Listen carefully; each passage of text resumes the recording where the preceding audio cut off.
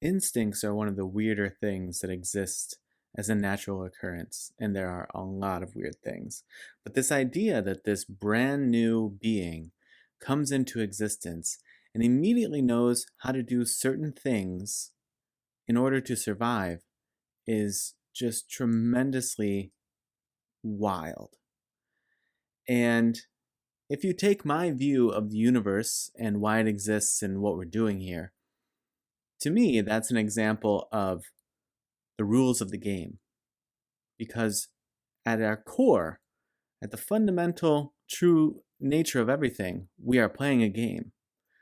We are playing a game to not only fool ourselves into believing that we are this speck of particle matter reconstituted into what appears to be a human being and is living a very important life, doing very important things, and that is the be all end all.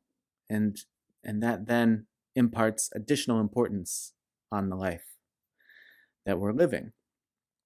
But to me, this is an illusion. This is playing a game of hide and seek in order to have different experiences, and also in order to be able to view oneself from the various different points of places in time that everything exists. In other words, you are having your own view of the world, seemingly the exact same world and universe, and you have your own opinions, you have your own thoughts, you have your own ideas, you have your own perspective, figuratively and literally. The perspective that you see from your eyes, but also the one that you have in your head of how you make sense of the world. And your neighbor has all of those same things, but they are different than yours. Every single thing is different than yours, including what they are seeing in their field of vision right now. It's different. And so in this way, the consciousness or the energy or the one creation, the Tao, whatever you want to think of it as, is being able to observe itself from all of these different points in different places and at different times. And it's tricking itself into not knowing that that's what it's doing in order to have those sort of, I want to say legitimate experiences, but it's more authentic experiences. And in that sort of a setup, being that it's playing a trick on itself, another way that we could frame that is it's playing a game. And the game is as close that we have to it in our life is hide and seek. It's I'm going over here to hide, and then you come try to find me.